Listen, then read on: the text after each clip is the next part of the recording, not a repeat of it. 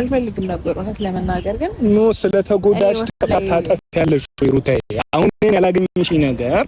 ልክ ነሽ እኮ እኔ አሁን እያልኩኝ ያለው ሁለታችሁም ጥፋት አለባችሁ ስነግርሽ እኔ ማለት ነው ወንድሜ ስለሆነ አራራለትም አንቺም ብትሆኚ ላንቺም አልራራም ምክንያቱም ለኔ ሁለታችሁም እኩል ናችሁ ተረዳሽኝ አይደለም አንቺም ለኔ እሱ ለሱ እኩል ነው እሱ እንደዚህ እንዲህ አሸንፋለሁ ብለሽ ታስቢያለሽ የማይነካ ነገር ይኖራል የራሱ ገብቶሻል አይደለም የሆነ ሰው ችሎ የሆነ ነገር ላይ ሲደርስ አይ እምቢ ይላል አንቺም ልክ ችለሽ የሆነ ቦታ ስለሽ አይ አይሆንም ትያለሽ ገብቶሻል ስለዚህ ትዳር ግን እንዴት እንደዛ ይሆናል አንዳችሁ መሸነፍ ካልቻላችሁ አንዳችሁ መረጋጋት ካልቻላችሁ አንቺ እርቁን ስትፈልጊ አንቺ ከሱ ጋር አብሮ ስትፈልጊ ካንዳን ነገሮች ልክ አሁን እንደዚህ አይነት መንገድ እኮ ቢሆን እሱ አሸንፈዋለሁ ወይ ደግሞ እሱን እልህኛ ስለሆነ ይሄንን ሳደርግ እልሁ እንዲገባው እንደዚህ ላድርግ እንዴት ይባላል አይ እንደዛ ብቻ ሳይሆን ማለት ነው ዴቭ በቃ ከረዲ እንደሆነ እርቁን የምፈልገው አንድ ማረጋገጥ ይፈልግ ነበር አንደኛ ሁለተኛ ነገር ደግሞ እኔ ህይወት ውስጥ ያሉትን ሰዎች ሙሉ ድጋሚ እንዳይመለሱ ይፈልግ ነበር ሶ እሱ ነገር ላስተካክልና በእርግጠኝነት ይመለሳል ብዬ አሰብኩኝ እና ያንን ነገር ሳደርግ መጀመሪያ ሳይክ የነበረው ነገር ኮምፕሊት ደግሞ ተቀየረ ሌሎች ሰዎች ጋር ምናምን ሰውን የሚያሳየኝው ፊሊንግ የሆነ የሚናደደው የሚቀናው ምናምን ነገር ልክ በቃ አስተካክያለሁ አሁን እንደበፊት መሆን እንችላለን ብዬ ስለው ደግሞ ይቀየራል ለምን እንደዚህ ይሆናል እንደኔ ረብስማ ብቻ አሁን አንድ እንደዚህ አይቼ አሁን ቪዲዮ አሁን ተመልካች እንግዲህ እኔ አሁን በቪዲዮ ምክንያት እሱ ይዘሽ ወደ ቤት ሲመጣ ለኔ መሰለኝ እንግዲህ ይሄንን ቪዲዮ ብትለቅብኝ ወይ ደግሞ ይሄንን ቪዲዮ ቢታይ በቃ ለራሴ ሌላ ችግር ይፈጠርብኛል ብሎ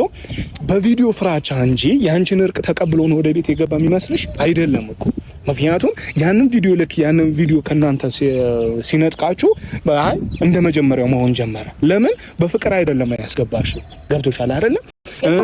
ዴቪ ከይቅርታ ጋር በፍቅር ነገሮች ለማድረግ እኮ ሞከራለሁ አልሞከርኩም አይደለም ግን በቃ እንዴት ነው ልክ እንደዛ አይነት ፊሊንግ ደግሞ ሳሳየው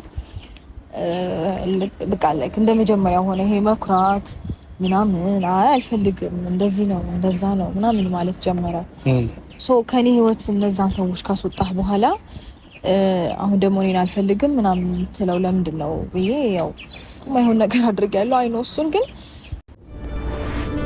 قصة من قصص العود تنسج المخيلة حكايات محولة كلمات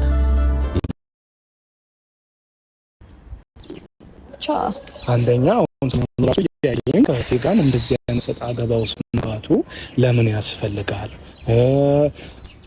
አንዳንሷም ምናልባት ያለፈችው ነገር ይችላል የተሰማት ነገር ሊሆን ይችላል ገብቶሻል አይደለም እኔ ልክ እንደሷው መጥቼ ወይ ሆቶኜ የሆነ ነገር ማለትም ማናገርን አልፈልግም ምክንያቱም እኔ በባህሪ የማምነው ምንድነው አንድ ሰው በትዳር መሃል ሲኖር ሁለቱም ጋር ራሱን የቻለ ችግር አለ ራሱን የቻለ ጥፋት ይኖራል ብዬ የማስብ ሰው ስለሆንኩኝ ሁለታችሁም ጋር የሆነ ችግር አለ ያንን ችግር እንዴት ትቀርፋላችሁ በሚል እነዛን መንገዶች እንድታስተካክሉ ነው እኔ የኔ ድካም ወይ ደግሞ የኔ ልፋት